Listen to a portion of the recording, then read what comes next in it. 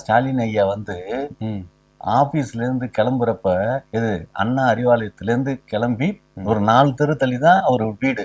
ம் சாப்பிட போலாம் அப்படின்னு சொல்லியிருப்பாரு போல இருக்கு.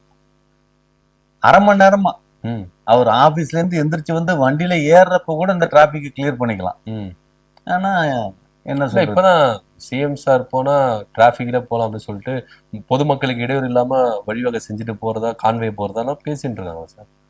அதான் நீங்க திமுக காரங்கிறது இதுல இருந்து சார் தெரியுதுங்களா? அதுக்கு இல்ல சார், நிஜமா நானே பார்த்திருக்கேன். அப்ப நான் வந்து ஒரு 1/4 மணி நேரம் நின்றுட்டு இருக்கிறதுங்கிறது வெட்ட வெயில்ல, ம் மொட்டை வெயில்ல, ம் அது இந்த மண்டேல ம் அந்த வெயில்.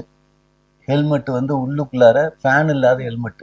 ம் நாங்க அந்த அளவுக்குலாம் வசதி கிடையாது. ம் புரியுதுங்களா? ஆமா. இப்படியெல்லாம் முட்டு குடுத்தீங்கன்னா, சீரியஸா சொல்றேன், ஸ்டாலின் ஐயாவோட பக்கத்து வீட்டுக்காரன் இருக்கான்ல, ம் அவனே ஓட்டு போடாம போயிருவான்.